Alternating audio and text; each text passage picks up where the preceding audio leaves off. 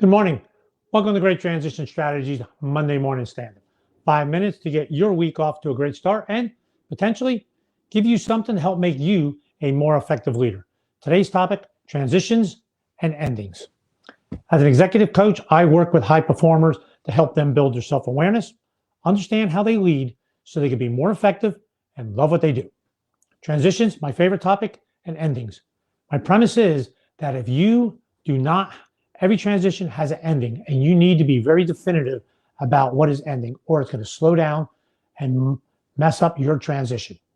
All right, so let's dig in and talk about it a little bit. Think about the season where we are. Here we are at the end of August, about to go into Labor Day weekend. Marks a change, doesn't it? Seasons are changing. Daylight and every day is a little bit shorter. The weather's getting a little bit cooler. Some days it's been a little bit cooler, right? As we transition. So we're transitioning. Something has to end. Something's going to end. So I want you to think about, as we're talking about this, think about what transition are you in and what needs to end in order for me to make an effective transition. So we're talking about seasons. Summer's ending, starting. What else is, seasons are changing. Football season's about to start. Baseball season's about to move into playoffs. That's if you're a sports fan. If you have kids in school age from college all the way down, that's changing. They need to stop their summertime fun in order to get back to school and be effective in school. It's hard to do both. So I want you in this transition that you're thinking about, I want you to think about what needs to end, when does it need to end, and how does it need to end. So couple examples. Personally, we just went through a few changes family-wise. My mom just moved up into the Northern Virginia area from Florida. Something had to end, okay? We had to decide when it was gonna end, how it was gonna end, how it was gonna end, and when I say how, is it going to be a step function? Is there a ramp? How are we going to do that? So think about those individual points. What is ending? When is it ending? How is it ending? Those areas are something to think about. Other things that happen.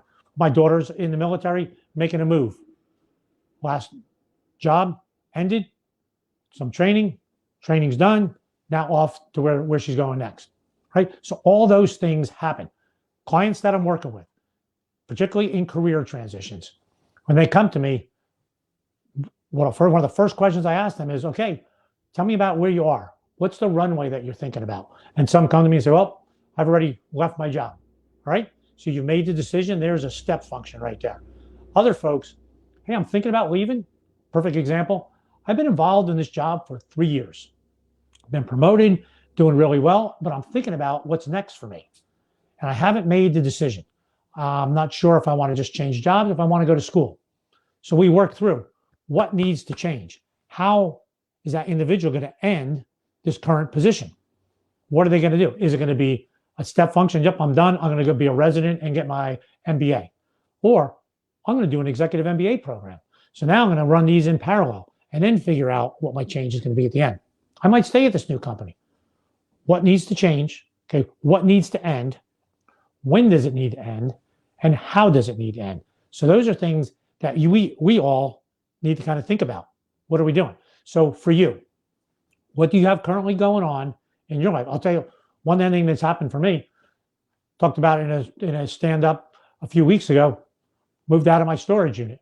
Okay, made the decision. What needed to happen, when it needed to happen, how it needed to happen. Really proud of that one. All right, so for you, what is changing for you? What needs to change? And I would think about, sometimes when we're thinking about what needs to end in our transitions, we have triggers, positive and negative. It might be a case of, I really think I want to make this change to be an entrepreneur. Or I want to make this change and work in a nonprofit. And you have triggers. When you're around a group of people that are entrepreneurs or in that nonprofit that you volunteer for, you think, wow, this is really fun. I get a lot of energy doing this. So now you're thinking, okay, what needs to end in order for you to make that transition? When does it need to happen and how? Is this going to be a ramp? Is it going to be a side hustle? Or are you just going to, okay, cold turkey, I'm going to go and make this thing happen? There's negative triggers. I'm done with this job. I am done with this position. I'm burnt out. I need to stop, and I need to stop now.